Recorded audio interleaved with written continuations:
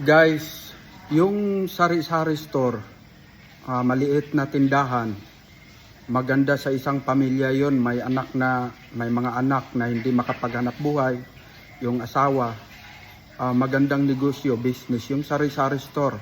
No? Kaya ang Jupiter's TV mamigay ng kapital, 10,000. Maganda pong sari-sari store yun guys, para makatulong kayo sa inyong mga mister sa paghahanap buhay. No? Kaya mag-comment na kayo sa baba, no? Sa pin comment. Andyan yung mechanics natin na kailangan yung masunod, no?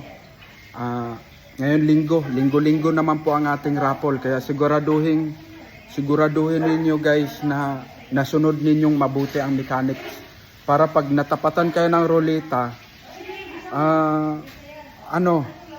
hindi kayo ma-disqualified, no? Kasi sayang naman, nabunot na kayo, na swerte dumating na sa inyo pero hindi kayo sharer.